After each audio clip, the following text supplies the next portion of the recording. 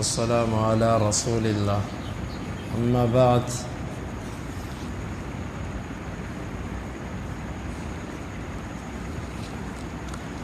باب واذكر عبدنا داود ذا الأيد إنه أواب۔ یہ باب ہے، آپ تذکرہ کیجئے ہمارے بندے داود کا، ذا الأيد جو بڑے زور آور تھے، طاقت والے تھے، انہ اواب بے شک وہ بہت رجوع کرنے والے تھے، الی قولہ یہاں تک، وفصل الخطاب اور ہم نے ان کو جامع فیصلہ کن گفتگو کرنے کی صلاحیت دی تھی۔ قال مجاہد کہتے ہیں فصل الخطاب سے مراد الفہم فی القضاء، فیصلے میں سمجھ اور سوجھ بوجھ۔ وَهَلْ أَتَاكَ نَبَأُ الْخَصْمِ، اور قرآن میں یہ بھی ہے ان کے بارے میں کہ کیا آپ کے پاس جھگڑنے والے فریق کی خبر آئی ہے، الی یہاں تک، ولا تشتت کا معنی لا تصرف، تو زیادتی نہ کرنا، وَاهْدِنَا إِلَى سَوَاءِ الصِّرَاطِ اور ہماری سیدھے حق والے مسئلے کی طرف رہنمائی کرو۔ إِنَّ هَذَا أَخِي لَهُ 99 نَعْجَةٌ، یہ میرا بھائی ہے، اس کی 99 دمبیاں ہیں۔ يُقَالُ لِلْمَرْأَةِ نَعْجَةٌ وَيُقَالُ لَهَا أَيْضًا شَاةٌ، جو مؤنث ہوتی ہے اس کے لیے نعجہ کا لفظ بولا جاتا ہے، اور اسی طرح اس کو بکری کا لفظ شات کا لفظ بھی بولا جاتا ہے، جس کا معنی بکری ہوتا ہے۔ عام طور پر نعجہ کا معنی دمبی کیا جاتا ہے، دمبی بھیڑ کی نسل سے، اور شات بکری یعنی بکرے کی نسل سے۔ وَلِيَ نَعْجَةٌ وَاحِدَةٌ اور میرے پاس ایک دمبی ہے، فَقَالَ أَكْفِلْنِيهَا اس نے مجھے کہا ہے کہ وہ مجھے میرے سپرد کر دو۔ یہ اکفلنیہا کا کلمہ مثل وکفلہا زکریہ، اور اس نے اس کو زکریہ کی کفالت میں دے دیا، اس کا معنی ضمہا، زکریہ نے اس کو اپنے ساتھ رکھ لیا۔ وعزنی، عزنی کا معنی ہے غلبنی، وہ مجھ پر غالب آ گیا۔ صار اعز منی، وہ مجھ سے طاقتور اور غلبے والا ہو گیا ہے۔ اعززتہ جعلتہ عزیزا، میں نے اس کو عزت یعنی کہ قریب والا کر دیا۔ فی الخطاب، خطاب کے اندر، وعزنی فی الخطاب یقال المحاورہ یعنی گفتگو میں۔ قال لقد ظلمک بسؤال نعجتک الی نعاجی، یقیناً اس نے تجھ پر ظلم کیا ہے تیری ایک دمبی کا سوال کر کے اپنی دمبیوں کے ساتھ۔ وَإِنَّ كَثِيرًا مِّنَ الْخُلَطَاءِ اور بے شک خلطاء میں سے بہت سے، خلطاء کا معنی ای الشرکاء شریکوں میں سے، لا یبغی الی قولہ، لا یبغی کا معنی اللہ کے اس فرمان تک، لا یبغی کا معنی زیادتی کرتے ہیں۔ انما فتناہ اس کا معنی ابن عباس کہتے ہیں اختبرناہ، ہم نے ان کا امتحان لیا۔ وقرأ عمر اور عمر نے پڑھا ہے ففتناہ بتشدید التاء، انہوں نے فتناہ پڑھا ہے فتناہ کی جگہ، تا کو بھی مشدد کر دیا۔ فاستغفر ربہ وخر راکعا واناب، اس نے اپنے رب سے معافی طلب کی اور وہ رکوع کرتے ہوئے اور وہ عاجزی کرتے ہوئے اپنے رب کے سامنے گر پڑا، یا وہ رکوع کرتے ہوئے جھکتے ہوئے گر پڑا اور اس نے عاجزی اختیار کی۔ داؤد علیہ السلام کے بارے میں اللہ تعالیٰ نے قرآن میں مختلف تذکرے کیے، امام بخاری ان کلمات کو لا کر اس کی مراد بیان کر رہے ہیں۔ سب سے پہلے اللہ فرماتا ہے کہ ہمارے بندے داؤد کا تذکرہ کیجئے جو زور آور تھے۔ بہت بڑا کلمہ ہے یہ۔ زور آور کا معنی اللہ کی عبادت کرنے کے معاملے میں انتہائی زورور تھے، انتہائی مضبوط تھے اللہ کی عبادت میں، اکتانے والے، تھکنے والے، پیچھے ہٹنے والے نہیں تھے۔ یہ ہوتی ہے تعریف کہ رب خود کہے کہ وہ بندہ ایسا ہے۔ لیکن اکثر چھوٹے مزاج کے لوگ عوام کی تعریفوں سے ہی خوش ہو جاتے ہیں، اس پر مطمئن ہو جاتے ہیں۔ اصل تعریف وہ ہے جو رب کرتے۔ اللہ کہتا ہے کہ وہ داؤد ذل ایدی، وہ طاقت والے تھے عبادت میں، اور اللہ کی طرف بہت رجوع کرنے والے، بات بات پہ رب کی طرف پلٹنے والے۔ فصل الخطاب یعنی اس کے دو مطلب، ایک مختصر بات کرتے تھے، فیصلہ کن بات، اور دوسرا اس کا معنی جو بھی ان کے پاس جھگڑا آتا اس کو بڑے اچھے طریقے سے سمجھ جاتے۔ کہتے ہیں کہ اما بعد کا کلمہ سب سے پہلے داؤد علیہ السلام نے استعمال کیا، جس کا معنی ہم کرتے ہیں حمد و ثنا کے بعد۔ اصل میں یہ کلمہ ہے مہما یکم من شیء بعد الحمد والبسملۃ والصلاۃ۔ اتنی لمبی عبارت کو صرف اما بعد کہہ کر بیان کر دیا۔ یہ داؤد علیہ السلام پہلے شخص ہیں، اللہ نے ان کو فصل الخطاب دیا تھا۔ اور پھر اس واقعے کی طرف اشارہ کہ جس وقت داؤد علیہ السلام اپنے عبادت والی جگہ پہ عبادت کر رہے تھے، دو بندے دیوار پھلانگ کے اندر آ گئے اور کہنے لگے کہ ان ھذا اخی لہ 99 نعجہ، یہ میرا بھائی ہے، اس کے پاس 99 دمبیاں ہیں، ایک کم 100، اور میرے پاس ایک دمبی ہے۔ یہ مجھے کہتا ہے کہ وہ بھی میرے حوالے کر دے، اور ساتھ اس نے گفتگو میں یہ بھی کہا ولا تشتت، تو زیادتی نہ کرنا۔ تشتت کا معنی فیصلے میں زیادتی نہ کرنا۔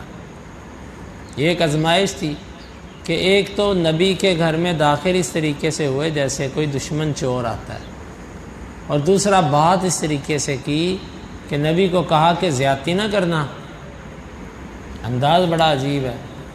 اور تیسرا یہ کہ نبی کی عبادت کا وقت ہے اور اس میں آ گئے۔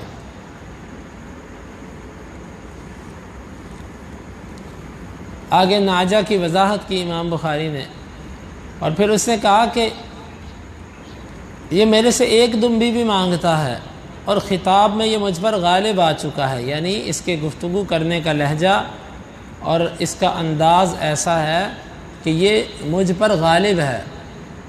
کسی مجلس میں بات کرے گا تو لوگ اس کی بات کو زوراور سمجھیں گے، تو اب بتائیے ہمارے درمیان فیصلہ کیجئے۔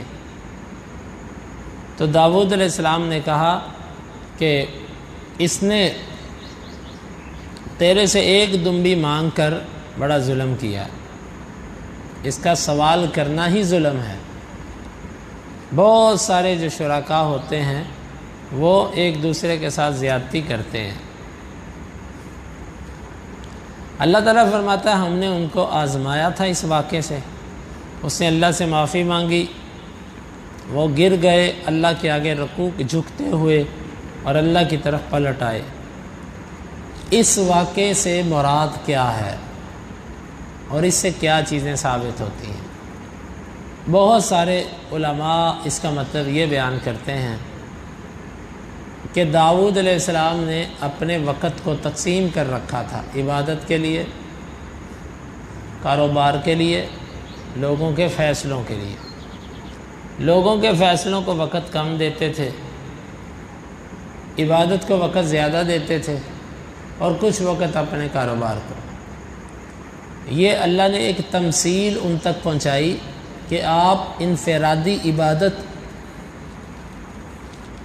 اس پر اپنا وقت لگا رہے ہیں۔ باہر لوگوں کے ظلم کی کیفیت یہ ہے کہ جس کے پاس ایک دمبی ہے اس سے وہ بھی چھینی جا رہی ہے، 1 اور 99 کا فرق ہے، اور آپ اپنا سارا وقت جو ہے وہ عبادت پر لگائے جا رہے ہیں، اور وہ کہتا ہے کہ وہ 1 دمبی بھی مجھے دے دو۔ یہ ہے ظاہر واقعہ۔ بعض کہتے ہیں نہیں، اللہ تعالیٰ ان کو سمجھانا چاہتے تھے کہ جس طرح ایک بندے کی 99 دمبیاں ہیں، وہ یہ چاہتا ہے کہ 1 دمبی بھی میں اس کی چھین لوں جس کے پاس 1 ہے، تاکہ میری 100 پوری ہو جائے۔ اسی طرح آپ نے تھوڑا سا وقت عبادت کو دیا، لوگوں کے فیصلوں کو دیا، اور اب آپ یہ چاہتے ہیں کہ وہ وقت بھی زیادہ سے زیادہ اللہ کی عبادت میں گزرے۔ یہ تو ایسے ہی ہے کہ جس کے پاس 1 دمبی اور کوئی 99 دمبیوں والا وہ بھی چھیننا چاہے۔ یعنی آپ کا اکثر وقت اللہ کی عبادت میں ہے، تھوڑا سا وقت لوگوں کے فیصلے کرنے کے لیے، اور اب آپ وہ وقت بھی عبادت پہ لگانا چاہتے ہیں۔ یہ علماء کی باتیں ہیں۔ حقیقی طور پر اس آیت کی تفسیر کیا ہے وہ اللہ بہتر جانتا ہے،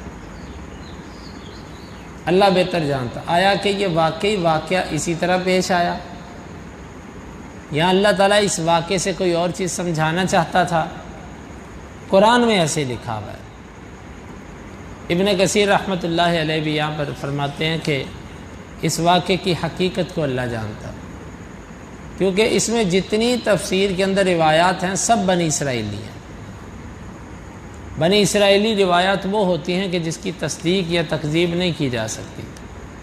تو بس ہم اتنا ہی کہیں گے، اس کو پڑھیں گے، اس کا ترجمہ کریں گے اور کہیں گے کہ یہ واقعہ حقیقت میں کیا تھا، ایسے ہی پیش آیا یا اس کے پیچھے کوئی اور کسی چیز کی طرف اشارہ ہے، یہ میرا اللہ تعالیٰ بہتر جانتا ہے۔ بس اگلی بات، یہاں پر داؤد علیہ السلام نے کہا کہ وَإِنَّ كَثِيرًا مِّنَ الْخُلَطَاءِ لَيَبْغِي بَعْضُهُمْ عَلَىٰ بَعْضٍ، شرکاء میں سے اکثر ایک دوسرے پر زیادتی کر جاتے ہیں۔ یہیں سے اہل علم نے کہا جو شراکت ہے نا، کاروبار میں ہو یا کسی چیز میں ہو، اس میں اکثر ایک فریق دوسرے پر زیادتی کر ہی جاتا ہے۔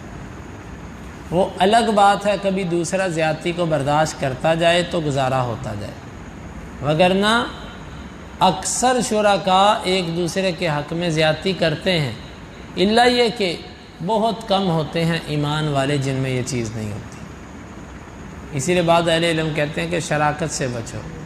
شراکت کا نتیجہ جدائی ہے، شراکت کا نتیجہ اختلاف ہے، شراکت کا نتیجہ جھگڑا ہے۔ بہت کم ہوتے ہیں۔ ہاں یہ ہے کہ ایک بندے کے اندر بھی اگر دنیا کی محبت نہ ہو تو شراکت پھر ٹھیک رہ سکتی ہے۔ اگر دونوں ہی جو ہے نا وہ ماشا ماشا اور پائی پائی تولنے والے ہوں تو 2 بندے گزارا نہیں کر سکتے۔ یا تو دونوں ہی ایسے ہوں کہ وہ کہے خیر ہے وہ بھی کہے خیر ہے، یا پھر کم از کم ایک بندہ ایسا ہو جو کہے یار خیر ہے۔ اگر دونوں برا برابر معاملے پہ چلنے والے تو بہت کم ہوتا ہے کہ وہ چلتے رہیں، وگرنہ اکثر شراکت کا نتیجہ جدائی اور اختلاف ہوتا ہے۔ اللہ تعالیٰ نے اس واقعے کو بیان کرنے کے بعد فرمایا کہ ہم نے اس کو آزمایا تھا، داؤد کو۔ اب اس میں آزمائش کے 2 پہلو ہیں۔ ایک تو آزمائش کا مطلب یہ کہ وہ دیوار پھلانگ کے اندر آ گئے، نبی کی عبادت کے وقت میں آ گئے، اور نبی سے گفتگو انتہائی کمزور انداز سے کی کہ ہمارے درمیان انصاف کرنا۔